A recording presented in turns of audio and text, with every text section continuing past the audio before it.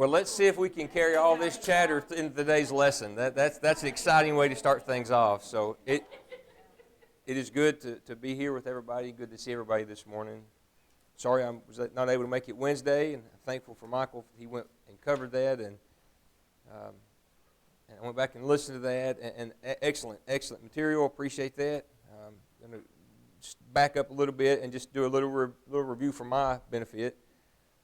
And then we'll just keep on going. We'll pick up in verse 12. We'll make a few comments on just a few preceding verses, and then we will see where we get. So thankful to be here with you guys today. Look forward to the study, and Brother Tim's going to open us up with a prayer. Father in heaven, we thank you again for a good night's rest and the opportunity we have this first day of the week to assemble this side of great eternity to worship you, the true and living God, that you have commanded us to do. So thank you for the opportunity. Thank you, Father, for Sam and Lord, that you direct our thoughts. Be with him, be with all the teachers of this class, Father, make them listen attentively and participate in a way that will be most beneficial to each and every one. Gain more from your truth and learn better how to serve you as we continue throughout our lives. Father, we'll continue to be mindful of those several here that are sick and have issues that they're dealing with. We pray your blessings upon them, that they can be healed, fully, and be able to again once again thank you for sending your brother. Be with us throughout the service and forgive us of our sins. Amen. Thank you. So what's the first 6 verses of chapter 5? What is like the main, what is one of the main things that James is trying to say? Not speaking necessarily about, or not speaking to Christians, but speaking to Christians about non-believers. What's one of the main things, or at least something that I pulled from it, from the review, or from the class on Wednesday anyway. God sees them. He sees how the riches use the rich, and he sees how they oppress the poor. So don't be like them. Absolutely. Look what can happen if you take your eyes off of God, right? Just look. Don't do this. Don't do this. A huge warning. We can learn from the mistakes of others, and this is a huge point here. One of the points that Michael made in verse 3, rust or corrode, probably a better translation of that or meaning is poison. Poison. I really like that because that ties back to the chapter 3 and verse 8. The tongue is full of deadly poison. These riches are poisoning you. I really like that analogy. That helps me understand better this idea of you eat your flesh like fire, these things. Verse 4, to Kyle's point, you think you're not getting what you're entitled, and it's causing you great discomforts. God understands your suffering. Christians are being taken advantage of by unbelievers.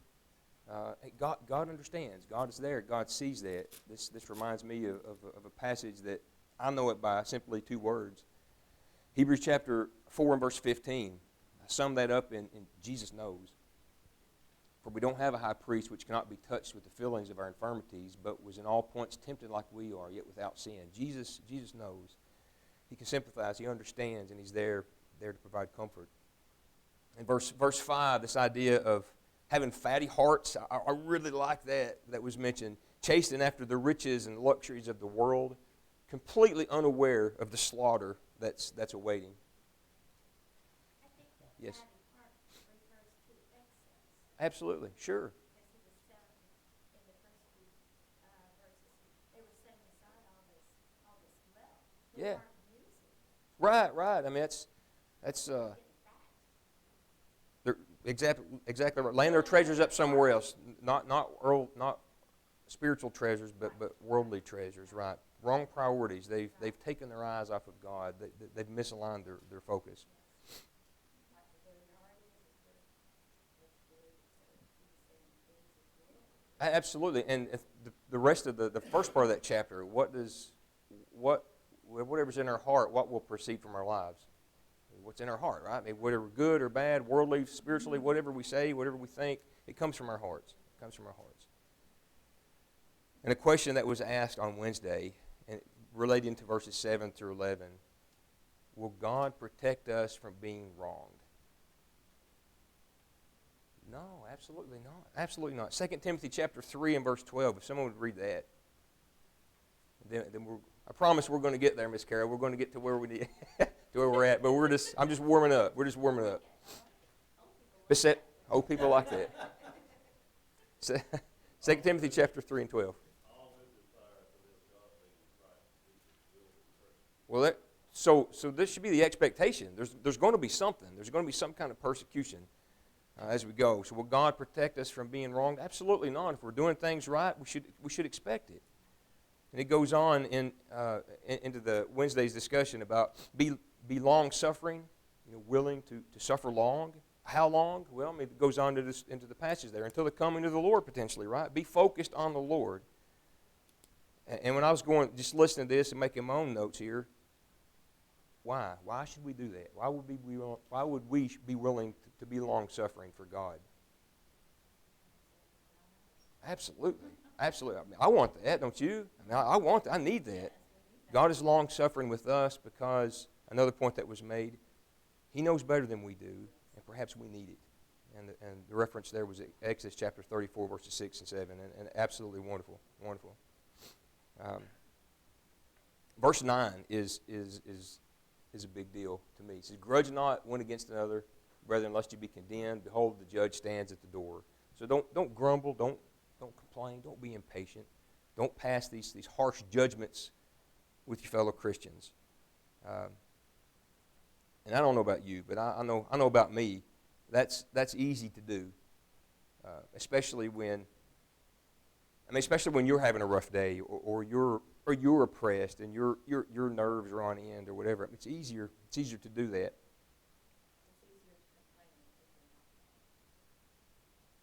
It's easier to complain than keep your mouth closed, right? Absolutely, absolutely. Why? Which makes no sense, right? How much more trouble does that cause? James chapter 1, verse 9. Be slow. Or 19, yeah. Yeah. Absolutely. I mean, there's going to be suffering. There's going to be suffering. Be patient with each other. Show love to each other. Chances are they're going through some stuff too. If we could change our focus and something that just one of my top, I don't know, one of my top 50 passages, I don't know, Philippians chapter 4 and verse 8. Philippians chapter 4 and verse 8. Finally, brethren, whatsoever things are true, whatsoever things are honest, whatever things are just and pure and lovely, whatever things are of good report, if there be any virtue, if there be any praise, think on these things. So we can force ourselves to change our focus. If we have a positive outlook, positive thoughts, and we force ourselves to focus on those things that are good and pure and holy and virtuous, that can help distract us from the oppressions and the pains and the hurts or whatever it is, and in turn may save a little bit of face by not lashing out to somebody else, right? And then finally in verse 11, the ASV, it reads, behold, we call them blessed that endured. Or King James, behold, we count them happy which endure. And this idea, this idea of endure from the Greek was to abide under, to bear up courageously, or to bear that load. And then James goes on into giving examples of that about Job and his long suffering, and we can kind of understand that. But that's a big deal to endure sometimes.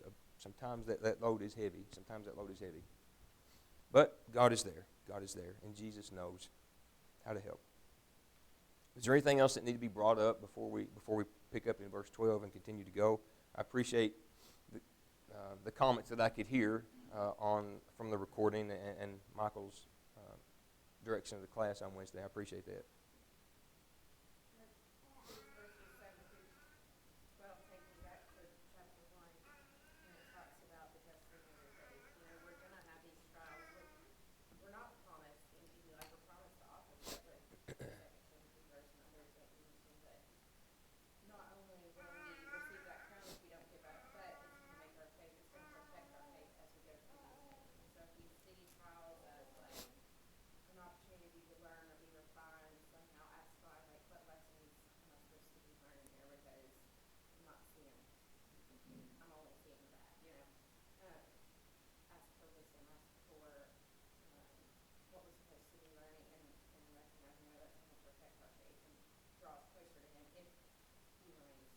Absolutely. I mean, if we overcome a temptation, perhaps it gets a little easier the next time.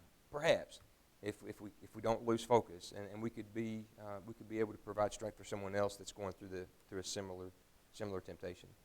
Absolutely. Okay, verse 12.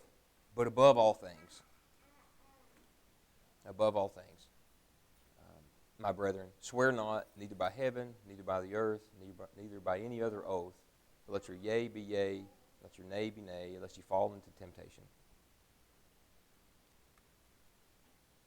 Above all things. So that's an expression, right, used by James to warn the disciples concerning swearing or taking vows or any other oath using God's name or His creation. So I don't know. He could be reminding the Jewish brethren of God's law back in Leviticus chapter 19 and verse 12. Leviticus 19 verse 12 says, "And ye shall not swear by my name falsely, neither shalt thou profane the name of thy God. I am the Lord." Or we can also look similarly in Deuteronomy chapter 23, verses 21 through 23. Deuteronomy 23, verse 21, says, "When thou shalt vow a vow unto the Lord thy God, thou shalt not slack to pay it. For the Lord thy God will surely require it of thee, and it would be sin unto thee. But if thou shalt forbear to vow, it shall be no sin against thee. That which is gone out of thy lips thou shalt keep and perform, even a freewill offering according as thou hast vowed unto the Lord thy God, which thou hast promised with thy mouth." So James repeats he repeats the words really closely to our Lord, even from Matthew chapter 5. In Matthew chapter 5, it begins in 33. It's 33 through 37. Matthew chapter 5, beginning in verse 33. If someone would care to read that, Matthew 5, 33 through 37.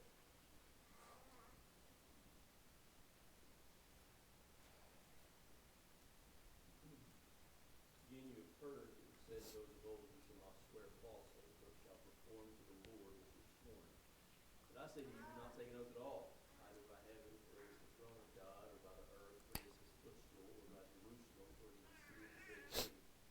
Do not take an oath by your head, for you cannot make one hair white or black. Let what you say be simply yes or no. If anything more than this comes from you.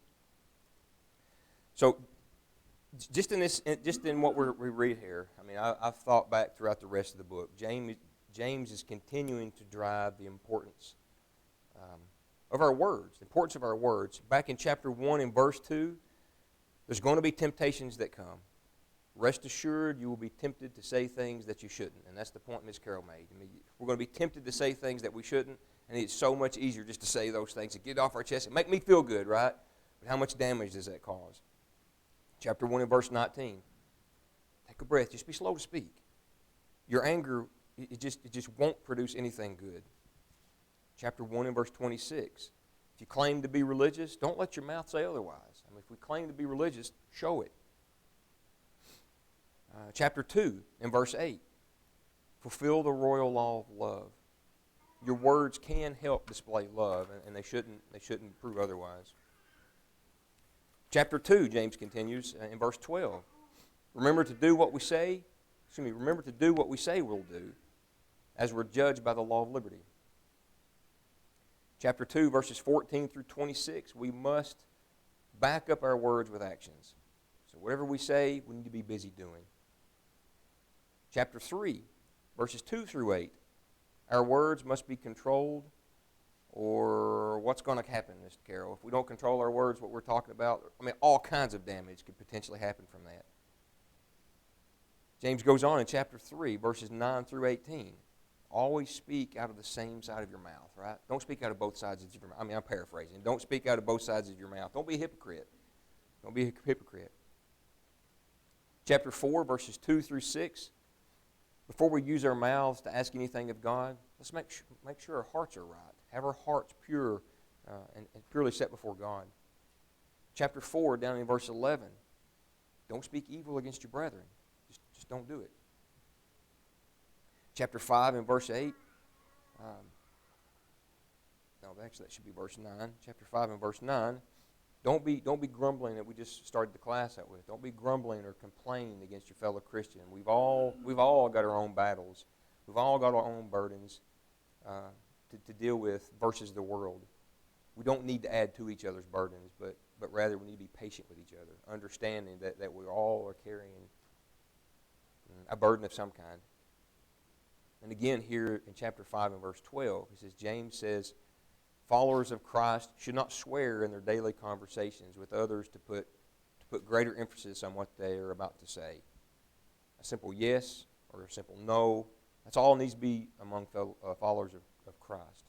So why is that? Because if we take all those verses that we've just said from chapter 1 all the way through chapter 5, James is reminding us of the importance of the tongue. And so we should follow suit. I mean, what we say should be, or we shouldn't say it. To me, that's what I get from that verse. From the first part of that verse. Anybody else to add anything to that? Have I misunderstood that? I'm sure there's probably some old traditions that these folks are dealing with, or old law stuff, but I didn't go down that route. Okay.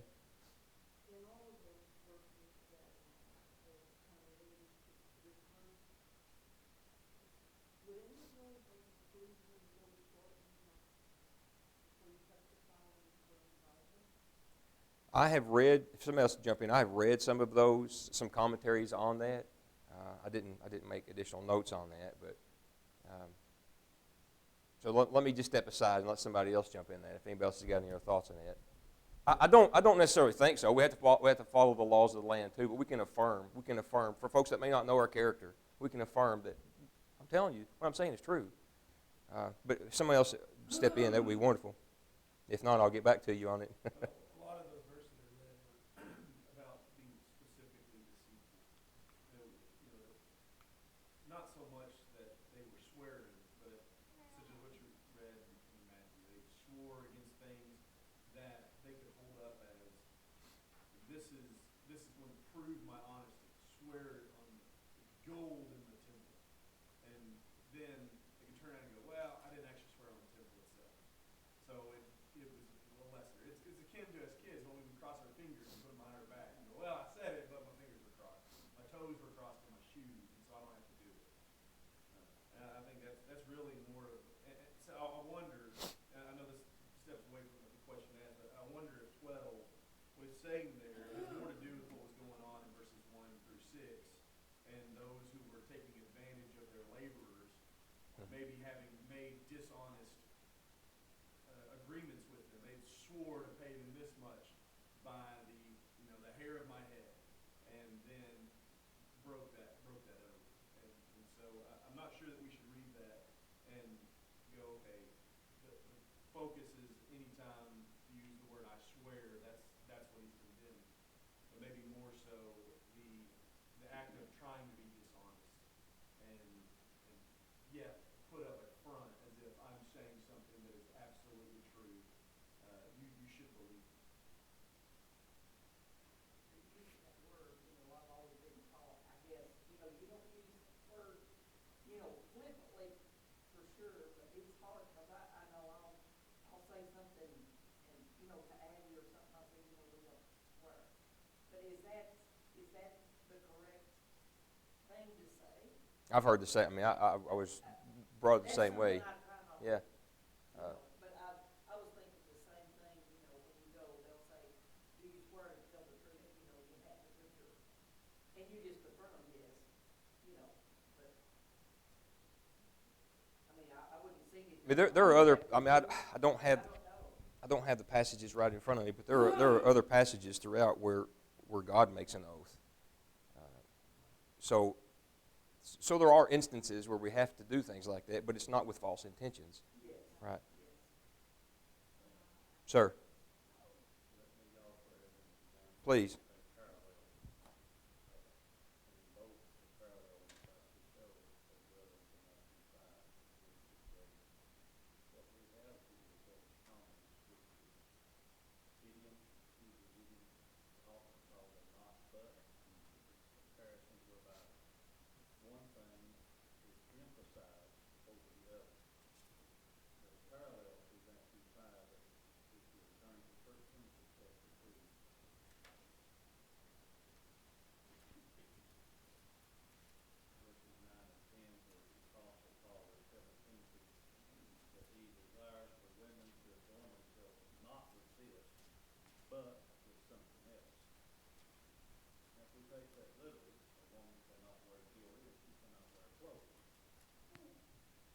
point is, all they're saying, their adorning should not be just that, physical. It's not prohibiting the physical adorning, but the more important to begin with adorning. It's the not but, it's where it's stressing which is more important, to begin with adorning or outward. And so with Matthew 5, as it relates back to James 5. Your word is more important than having to back it up with, oh, I swear I'll do it. Or, that's not needed. Your word is your word. It's not saying that, because like you say, Jehovah swore, he made oath. Abraham, there were oaths made. The point is, we're not in control of our life. God is. We can't have one thing for our life. And we need to make our speech reflect that God is in control. And so whatever we say, we're going to do, as we've already studied, it's with the view that if this is God's will, this will happen. I have no power over making it happen or not happen. Good deal. Thank you.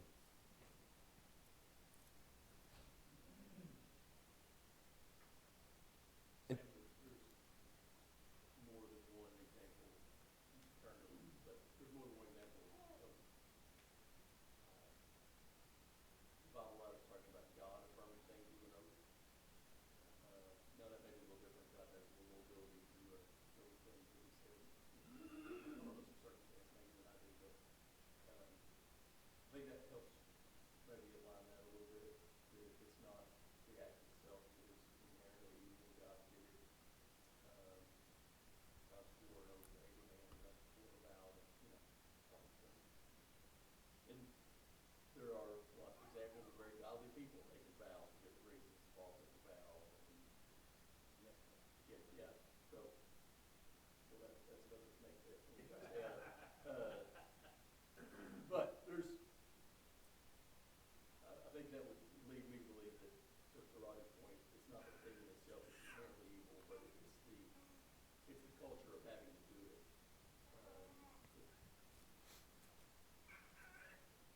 If I find myself having to do it a lot, it probably says something about what people think about what I'm saying.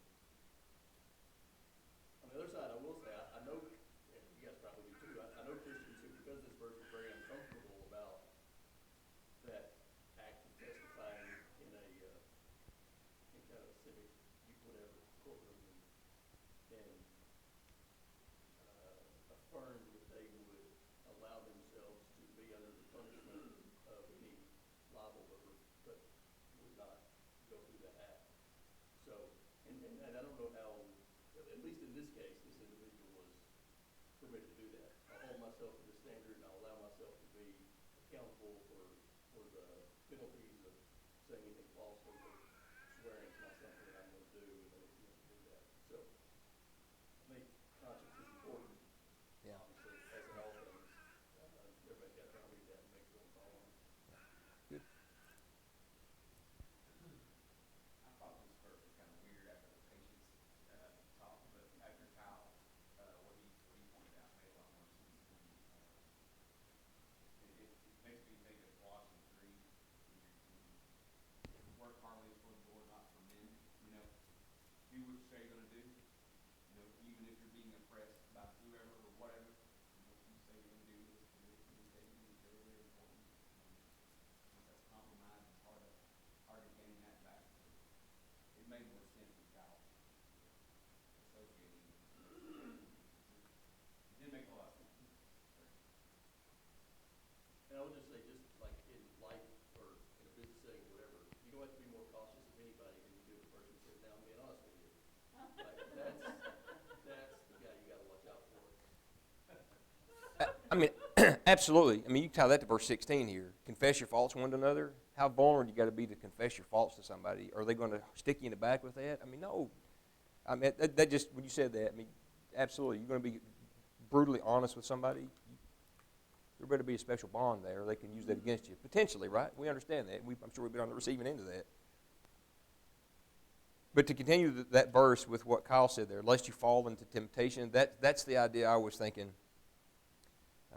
that I gathered from Matthew 5:37, where Jesus said, "Let your communication be yea, yea, nay, nay, for whatever is more than these comes of evil." That little white lies, crossing my fingers, and I said this, but I didn't really mean it. Don't start something you have to stop. I mean, don't start setting those habits because it's a lifestyle that leads to evilness. I mean, and that's something that I had mentioned here, had thought here too. I want to talk about this condemnation, and maybe that's not exactly what that is, but it will lead to evil actions that will be judged, because there's a judge that stands right at the door that's watching everything that's going on. Yeah, it's the second, the New American Standard does no condemnation as judgment. You will fall under judgment. It's the second time in just 3 verses, the idea of the judge is watching, the judge sees.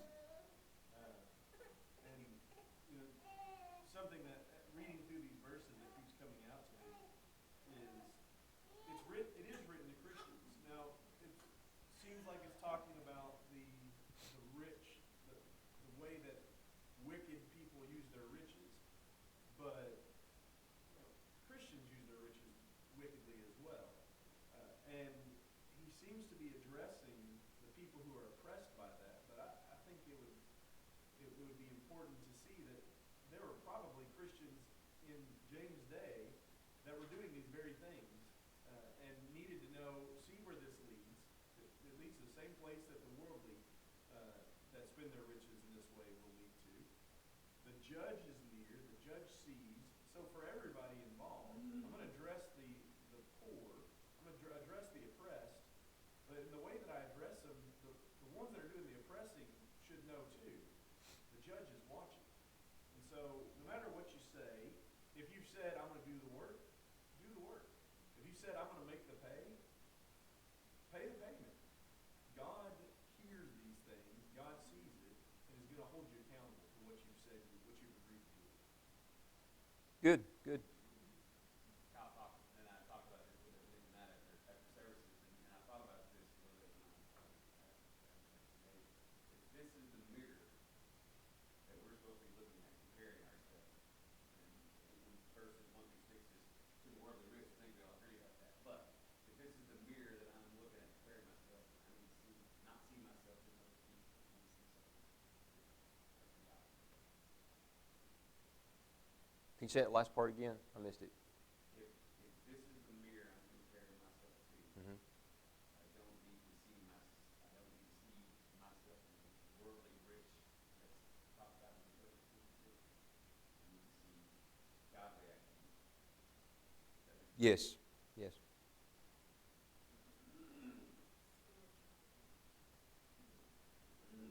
Good. And if I don't see him, what am I going to do about it? That's exactly right. Now what? And if we could just take a field trip back to the first century, James is talking to us. You put our lives beside the lives of these that mow the fields and are oppressed. Not very many of us are going to really relate with him. The rich, we're probably going to relate, maybe even, they may even look at us and go, man, you guys are finding things out. So it's important to, yes, recognize who he's talking to, but also to see that this could be us very easily. I don't have laborers mowing my field. I have to get out and do it myself. But do I have ways that I take advantage of others because of the wealth that I have? I can use it to benefit. I can use it to bless. I'm dishonest in the way that I make agreements or any of these things reflective of my life. It's interesting, he doesn't say repent, and we brought out some other classes. He doesn't say turn back from this. He just says God sees. That really is kind of enough said. Yeah. I don't have to say repent. I don't have to say turn back. That knowledge alone should, for someone who knows about what God has done and who God is, cause us to be. And that's been pointed out, towards the middle of chapter 4 anyway, that godly sorrow. So this is all fresh on our minds. So And I appreciate your point. I mean, I really struggle with, in any study, finding out, the details. I mean, who's it speaking to? Why are they speaking that? Ultimately, I don't care. I really don't. How can I apply the principle to me to make me better? That's primarily what I'm looking for, to make me better. Who they're speaking to, that's good information, but ultimately, what's the principle? And to your point, Miss Paulette, about the idea of swearing, and I went a different route on this too, just some extra notes, because I was thinking along all kinds of lines. Swearing, just another instance of what James talks about in chapter 3, issues of the tongue and the principle of being slow to speak. And it's not necessarily mentioned, and it may not even be applicable here, but society as a whole has this universal problem of swearing by the name of God, thus taking his name in vain and making it common as a way to guarantee one's truthfulness, whether that's what we're saying, whether what they're saying is truth or not. And I hear folks and kids, especially being around a bunch of youths, it's just common language. So that's disturbing. But this condemnation, literally judgment, as Kyle said, namely the judge who is standing before the door, he sees all of this. So we need to understand. In this passage, it seems that James is talking about taking these frivolous oaths while having an ordinary conversation with folks. And we need to just keep it simple language. Whatever you say needs to be true. Every Christian needs to be 100% truthful all the times, because that's our bond. Paul, when he writes to the Romans, he doesn't say, I swear. So I'm not trying to take this out of context to make it fit, or justify anybody saying I swear. Right. Michael, I think, made the comment that I think is probably most important in this, and that is, if your conscience is offended by this, you have to respect your conscience. But in Romans chapter 1, verse 9, Paul is trying to say, I always mention you in my prayers. Just simply say that. There's your truthful statement. But instead, I'm reading from the New King James, for God is my witness, whom I serve with my spirit in the gospel of the Son, that without ceasing I make mention of you always in my prayers. So, again, he doesn't use the word I swear, but he calls upon God to affirm this statement. This is so true that you could ask God and he's going to agree with you. So I think taking a passage like that and seeing that if what James was saying is you cannot say anything but yes or no, otherwise you're in sin, then Paul seems to go beyond saying yes or no. He calls God into it to stand as a witness to the truthfulness of the statement. And this ultimately, when we say I swear, that's what we're doing. We're calling ourselves in to be witness to the truthfulness of the statement. And there's, as has already been mentioned, not to rehash it all, there's a foolishness to think that somehow I can affirm the truthfulness of these statements. But I think that just goes to show is binding it as a certainty, only yes, only no, those are the words that are acceptable, and any other words aren't acceptable. Goes just a little bit beyond Sure. what I think the verse is trying to do. Well, like what you just said is not witness. I guess, I've heard so much, of this talk. I swear, and I guess I've just been brought up saying, that's not. And so I try not to, and that's just, if your conscience, like you said, but that's, as God is my witness, sounds a whole lot better than I swear. But I guess it's the same thing. It's saying, because God sees and God knows what you're saying, if it's true or not. So I think the thing is, with James 5 and with Romans 1:9, is if what I'm saying better be true. If I'm going to call God as a witness. Right. As God is my witness, God step up and go, hold Yeah, on. exactly. You might even think that's true. It's not true. Yeah. I'm not with you. I don't stand with you on this. Yes. You're wrong. So That's why I guess it's yes or no. it's just so important to. I think what it's really emphasizing is truthfulness and honesty needs to be the quality character of our words. That we hold that before anything else. We want to live lives. I mean, you go back to Nehemiah. Nehemiah made the people swear that they were going to perform the work they had done. Why? Because they hadn't done it. Yeah. They lived a whole life to show them we don't do it. He said, no, you're going to have to swear to me that you're going to do this. So, I think that's really the quality that James 5 is bringing out. Make your life a testament to your truth. People will not, or, like you say, if you live that life and you say yes, then more than likely they will. Yeah. Because I grew up being told you can't swear. Don't say I swear, say I promise. Yes. Well, what's the difference in I that? know. Really, you're Don't still do it, it's a lie or whatever. Exactly. And the reality of it, and the principle is we're going to be judged on what we say regardless. So, good. Goes back to that act of faith. Did we have that act of faith that it talks about in chapter 2? It starts with talking about don't just say, go be one with Jill. Don't just say it with your words, but do it with your actions. Because have that act of faith.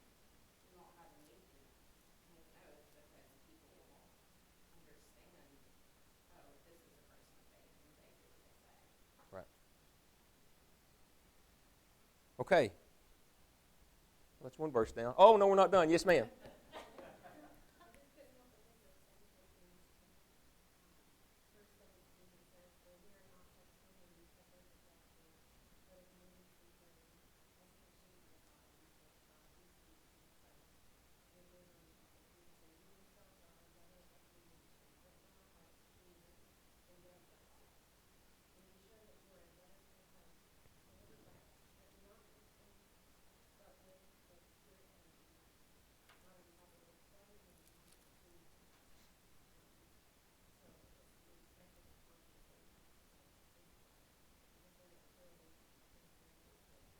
Absolutely. I appreciate you bringing that up. That's just great.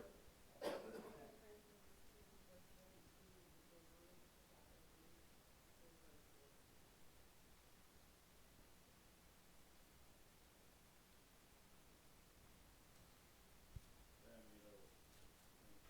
Paul told the Corinthians, second epistle, say he made the boast that they were gonna help Achaia. And he said, you need to perform to do it. That is, fulfill what you made the boast, now fulfill your word. Kind of the idea what we're talking about here. We give our word. Absolutely. Whether it's our, we set forth, if we've made a commitment, we have to. Absolutely. It's us to set the law. Be true to your word. Absolutely. I mean, just to add to that, Matthew chapter 7, verse 16, people are going to know you by your fruits. If you say it, do it. If you can't do it, don't say it, right? I mean, it's simple as that. Since you're not gonna get another verse anyway, I Right. got one more thing. Kyle mentioned Nehemiah made the people swear an oath. It kind of makes me think there are any number of times the children of Israel stood before something dramatic happened. Yeah. They stood before God and they swore an oath, and how distasteful that was when you see very quickly they went back on it. And it kind of makes me think, I don't doubt that in that moment they believed it. Yeah. But I don't necessarily think they took that lightly. They were caught up in the emotion or the moment that they were in. We're gonna. So I think that probably also is part of this. To Kyle's point, particularly not just saying did something happen or not happen, but I'm going to do something in the future or not do it. Right. You probably need to think pretty seriously about that. Is it truly something that, first of all, I'm in control of whether or not I can fulfill it? I'm probably over the top on this, but when the kids ask, you promise you'll be home at 5? Nope. I can't do that, Yep. man. Some things may be outside of my control. Yep. And so be careful about what we promise about things we have control over. But also, you think about it from the Israelite perspective, is this something that I'm led to say right now, regardless of the circumstances? When we did this, we were right when we became Christians, we did this. Then we got married too. And when we got married, right? That if we took every I promise as serious as we took that, Yep. would we handle our word well? Good point. Good. Anything else? I mean, we can get through verse 16 if we hurry. So, verse 13, just starting out. I mean, this has got to be one of those. What's the word? Rhetorical questions. Is any among you afflicted?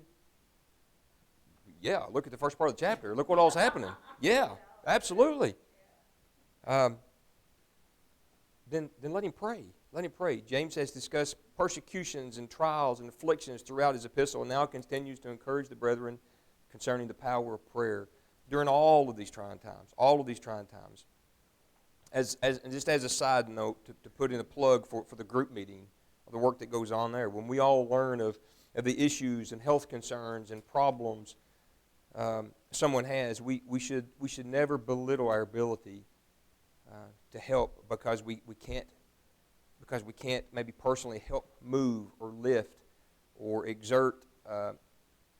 overexert in participation in any physical way. And I've even heard it said that I can't help, but I can pray. We shouldn't think of prayer as a last resort or a leftover means of helping. It should always be the first thing that we do, and that's what James starts out. If anybody's hurting, if you're afflicted, pray. That should be the first thing that we do. The first thing that we do, and we should pray as a petition of God for His involvement in whatever the issue is. And James begins this discussion here, reminding Christians, who's in control? Go to Him. God's in control. Pray. Pray to God.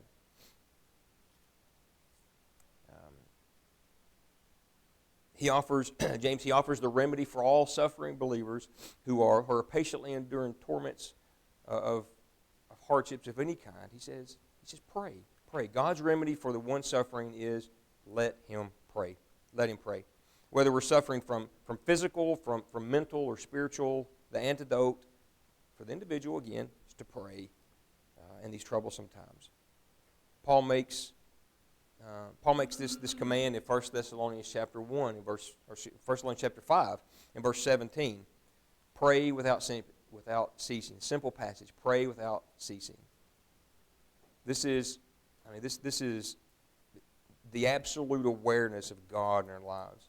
Acts chapter 16 is where we'll pick up on Wednesday. 16 verse 25. That's where we'll stop right here. Thank you.